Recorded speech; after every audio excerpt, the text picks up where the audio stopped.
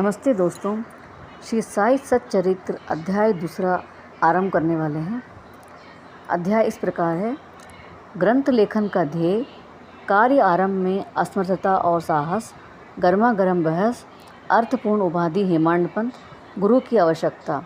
गत अध्याय में ग्रंथकार ने अपने मौलिक ग्रंथ श्री साई सच्चरित्र के उन कारणों पर प्रकाश डाला है जिनके द्वारा उन्हें ग्रंथ रचना के कार्य को आरंभ करने की प्रेरणा मिली। अब वे ग्रंथ पठन के योग्य अधिकारियों तथा अन्य विषयों को इस अध्याय में विवेचन करते हैं। ग्रंथ लेखन हेतु किस प्रकार विषूचिका के रोग के प्रकोप से आटा बिछवाकर तथा उसको ग्राम के बाहर फेंक कर रोका तथा उसका मूलन किया, बाबा की इस लीला का प्रथम अध्याय में वर्णन किया जा चुका है। मैंने और भी लीलाएं सुनी जिनसे मेरे हृदय को अति आनंद हुआ और यही आनंद का स्तोत्र काव्य रूप में प्रकट हुआ है। मैंने यह भी सोचा कि इन महान आश्चर्ययुक्त लीलाओं का वर्णन बाबा के भक्तों के लिए मनोरंजक एवं शिक्षाप्रद सिद्ध होगा तथा उनके पाप समूल नष्ट हो जाएंगे। इसलिए मैंने बाबा की पवित्र जीवन गाथा और मधुर उपदेशों का लेखन प्रारंभ कर दिया। श्री साई की जीवनी ना तो उलझनपूर्ण है और न ही संकीर्ण है, वरन सत्य और आध्यात्मिक मार्ग के वास्तविक दिग्दर्शन कराती है। कार्य आरंभ करने से असमर्थता और साहस। श्री हेमाडपंत को यह विचार आया कि मैं इस कार्य के लिए उपयुक्त पात्र नहीं हूँ। मैं तो अपने परम मित्र की जीवनी से भली भांति परिचित नहीं हूँ और ना ही अपनी प्रकृति से। तब फिर मुझ सरीका मूढ़मती भला एक महान संत पुरुष की जीवनी लिखने का साहस किस प्रकार कर सकता है। अवतारों की प्रकृति के वर्णन के में वेद और भी अपनी असमर्थता प्रकट करती है। किसी संत की चरित्र समझने के लिए स्वयं को पहले संत होना नितांत आवश्यक है। फिर मैं तो उनका गुणगान करने में सर्वथा अयोग्य ही हूँ। संत की जीवनी लिखना एक महान कठिन कार्य है जिसकी तुलना में सातों समुद्र की गहराई नापना और आकाश को वस्त्र से ढकना भी सहज है। यह मुझे भली भांति ज्ञात था कि इस वर्ष इस कार्य का आरंभ करने के लिए महान साहस की आवश्यकता है और कहीं ऐसा ना हो कि चारों लोगों के समक्ष हास्य का पात्र बनना पड़े। इसलिए श्री साई बाबा की कृपा प्राप्त करने के लिए मैं ईश्वर से प्रार्थना करने लगा।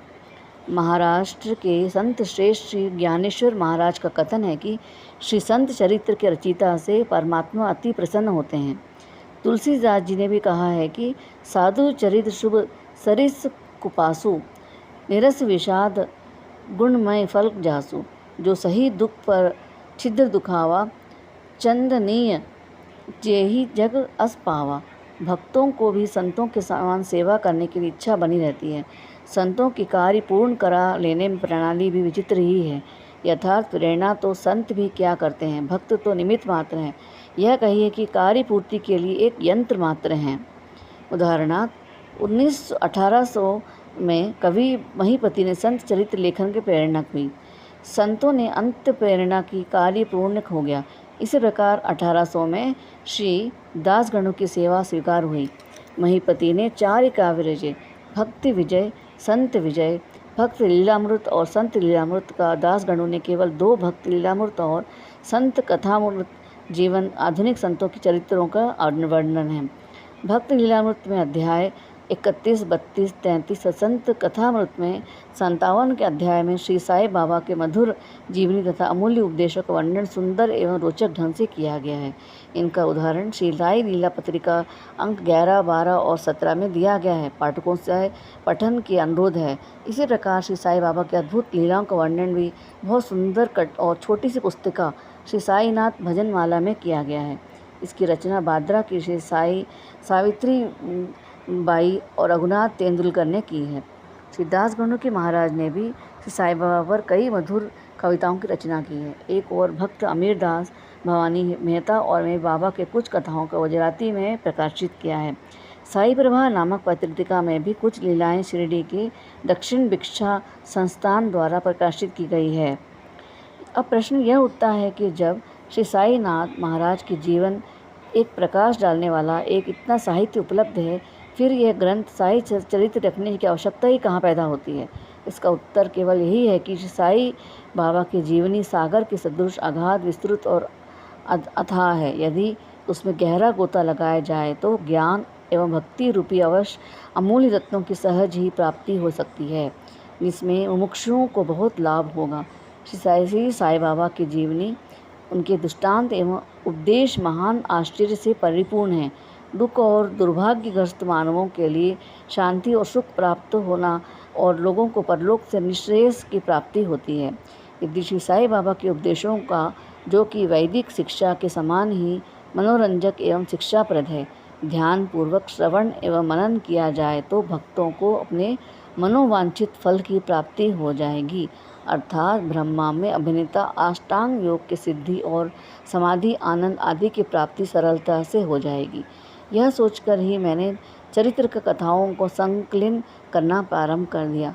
साथ ही यह भी विचार भी आया कि मेरे लिए सबसे उत्तम साधना भी केवल यही है कि जो भोले भाले प्राणी श्री साई बाबा के दर्शनों से अपने नेत्र सफल करने के सौभाग्य से वंचित रहे हैं, उन्हें यह चरित्र अति आनंददायक प्रतीत होगा। अतः मैंने श्री साई बाबा का उपदेश और दृष्टांतों की खोज प्रारंभ कर दिया, जो कि उनकी असीम सहज प्राप्त आत्मानुभूतियों का निचोड़ था। मुझे बाबा की प्रेरणा दी कि मैंने अपना अहंकार उनके श्री चरणों पर न्यौछावर कर दिया। मैंने सोचा कि अब मेरा पथ अति सुगम हो जाएगा और बाबा मुझे इहलोक और परलोक से सुखी बना देंगे। मैं स्वयं बाबा की आज्ञा प्राप्त करने के साहस नहीं कर सकता था। अतः मैंने श्री माधवराव उपनाम श्यामा से, जो कि बाबा के अंतरंग भक्तों में से एक हैं, इस हेतु प्रार्थना की। उन्होंने यह कार्य निमित्त श्री साई बाबा से विनम्र शब्दों में इस प्रकार प्रार्थना की, ये अन्ना साहेब, आपने जीवन लिखने के लिए अति उत्सुक है, परंतु आप कृपया ऐसा न कहना कि मैं तो एक फ़कीर हूँ तथा मेरी जीवनी लिखने की आवश्यकता ही कहाँ है। आपकी केवल कृपा और अनुमति से ही यह लिख सकेंगे, अथवा आपके श्री चरणों की पुण्य प्रताप से इस प्रकार को सफल बना देगा। आपकी अनुमति तथा आशीर्वाद के अभाव में कोई भी कार्य यशस्वी नहीं हो सकता। यदि प्रार्थना सुनकर बाबा को दया आ गई। उन्होंने आश्वासन और उद्दी देकर अपने वरद हस्त मेरे मस्तक पर रखा और कहने लगे कि इन्हें जीवनी और दृष्टांतों को एकत्रित कर लिपिबद्ध करने दो। मैं इनकी सहायता करूंगा। मैं स्वयं ही अपनी जीवनी लिख कर भक्तों के समय इच्छा पूर्ण करूंगा, परंतु इनको अपना अहम त्याग कर मेरी शरण में आना चाहिए। जो अपने जीवन में इस प्रकार आचरण करता है, उसकी मैं अत्यधिक सहायता करता हूँ। मेरी जीवन कथाओं की बात तो सहज है, मैं तो उन्हें घर बैठे अनेक प्रकार से सहायता पहुँचाता हूँ। जब इनका अहम पूर्णतः नष्ट हो जाएगा, खोजने मात्र भी लेश मात्र भी ना मिलेगा, तब मैं इनकी अंतःकरण में प्रकट होकर स्वयं ही अपनी जीवनी लिखूंगा। मेरे चरित्र और उपदेशों को श्रवण मात्र से भक्तों को हृदय और श्रद्धा जागृत होकर सरलतापूर्वक आत्मानुभूति एवं परमानंद की प्राप्ति होगी। ग्रंथ में अपने गत के प्रतिपादन और दूसरों खंडन तथा अन्य किसी विषय के पक्ष में या विपक्ष में व्यर्थ विवाद विवाद की कुचेष्टा भी नहीं होनी चाहिए। अर्थपूर्ण उपाधि हिमांडपन। विवाद विवाद शब्द से हमको स्मरण हो आया कि मैंने पाठकों से वचन दिया है कि हिमांडपंत उपाधि किस प्रकार प्राप्त हुई, इसका वर्णन करूंगा। अब मैं इसका वर्णन करता हूँ। श्री काका साहेब दीक्षित ने नाना साहेब चादोरकर मेरे और अति घनिष्ठ मित्रों में से एक थे। उन्होंने मुझसे शिरडी जाकर श्री साई बाबा के दर्शनों का लाभ उठाने का अनुरोध किया। मैंने वो वचन दिया, परंतु कुछ बाधा आ जाने के कारण मेरी शिरडी यात्रा स्थगित हो गई।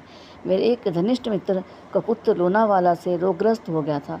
उन्होंने सभी संभव आदि भौतिक और आध्यात्मिक उपचार किए, परंतु सभी प्रयत्न निष्फल हुए और ज्वर किसी प्रकार से भी कम ना हुआ।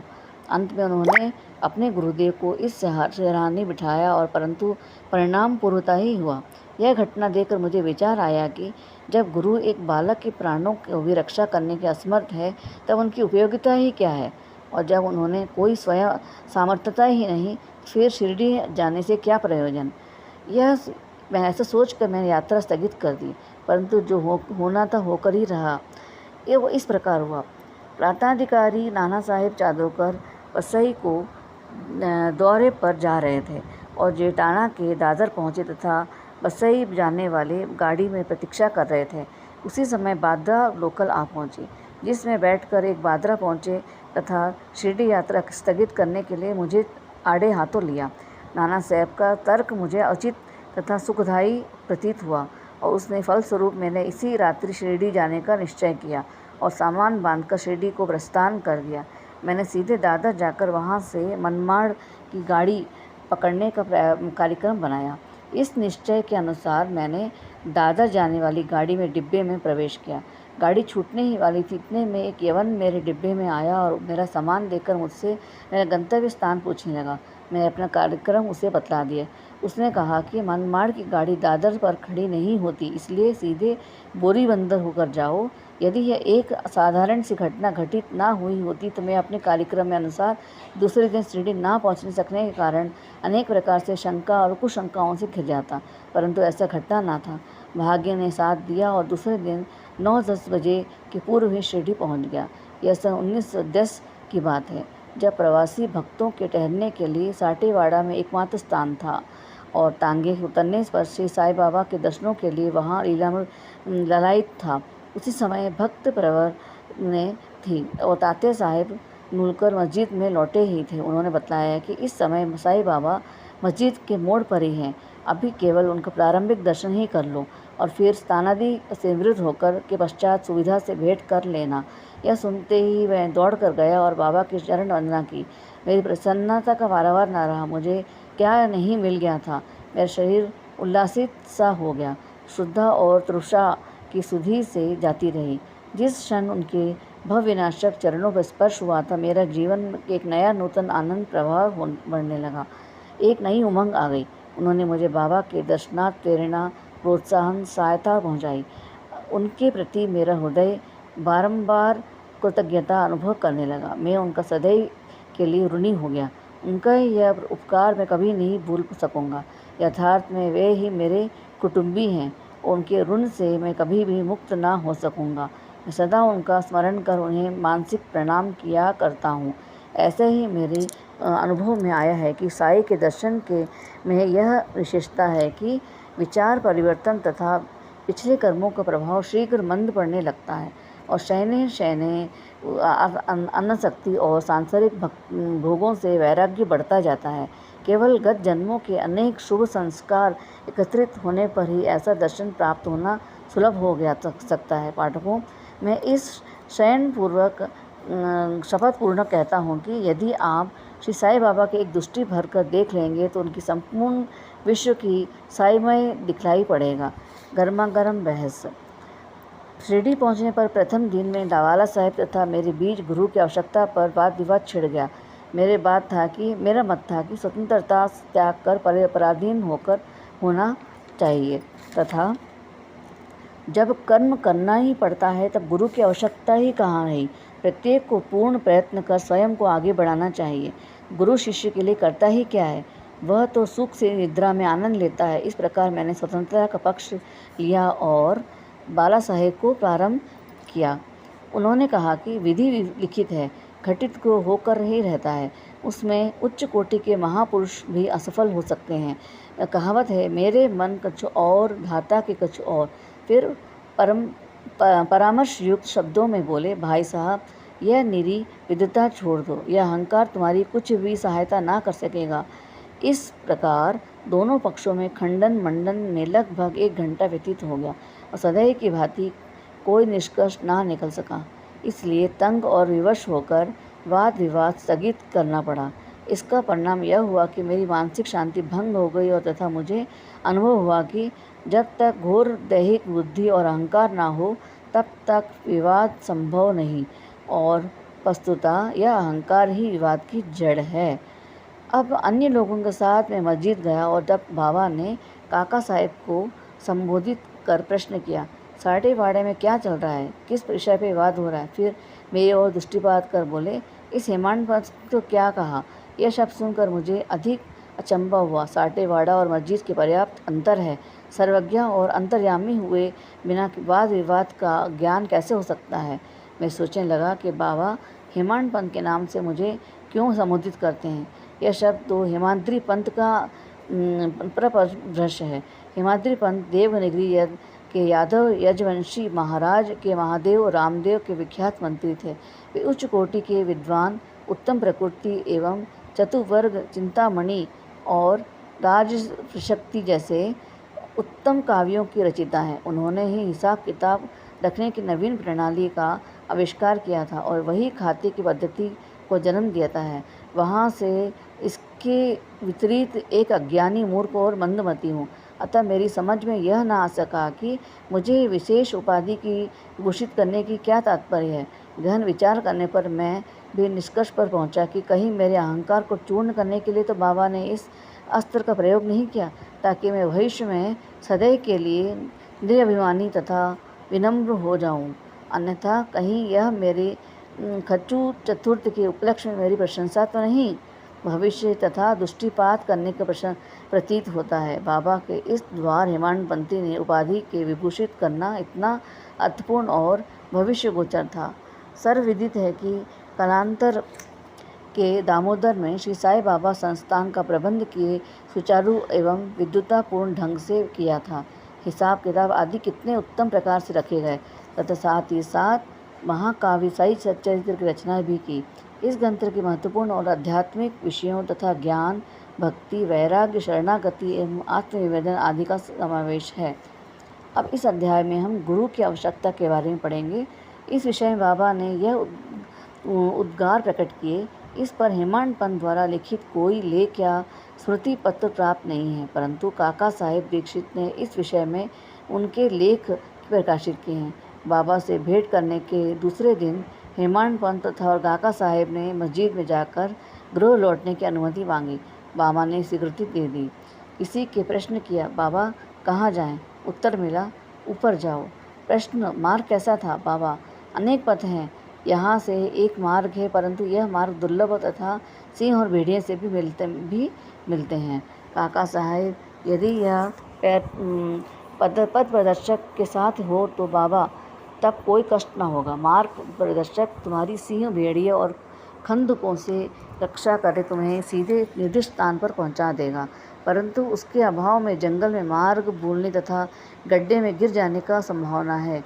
और दाभोलकर ने उपयुक्त प्रसंग में अवसर पर यहाँ उपस्थित थे। उन्होंने सोचा कि कुछ बाबा कह रहे हैं और कुछ गुरुजी की आवश्यकता क्यों है। इसका प्रश्न का उत्तर है, उन्होंने सदा के लिए मन में यह गांठ बांध ली कि जब आप कभी इस विषय पर वाद विवाद नहीं करेंगे और स्वतंत्र और परतंत्र व्यक्ति आध्यात्मिक विषयों के लिए कैसा सिद्ध होगा। वस्तुतः यह विपरीत यथार्थ में परमार्थ लाभ केवल गुरु के उपदेश पालन करने में ही निहित है। इन उपदेशों का वर्णन भूल काव्य ग्रंथ के इस अध्याय में किया गया है, और जिसमें लिखा है कि राम और कृष्ण महान अवतारी होते हुए भी आत्मानुभूति के लिए राम को अपने गुरु वशिष्ठ और कृष्ण को अपने गुरु सांदीपनि के शरण में जाना पड़ा। इस मार्ग की उन्नति प्राप्त करने के लिए केवल श्रद्धा और धैर्य, ये ही दो गुण सहायक हैं। श्री सद्गुरु साईनाथ प्रणमस्तु, शुभम भवतु। कोई पढ़ते समय कोई भी आपको भूल चूक हुई हो तो कृपा करके क्षमा कीजिए। धन्यवाद दोस्तों। यह अध्याय काफ़ी लंबा है। मैं चाहती हूँ कि जो भक्तगण बाबा के भक्त हैं, जिनको समय के अभाव होता है, वह भी इस अध्याय को सुनकर वह पूरा लाभ उठा सकें, और इसका लाभ अवश्य मिलता है।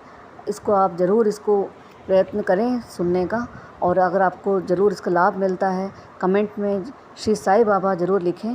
धन्यवाद दोस्तों।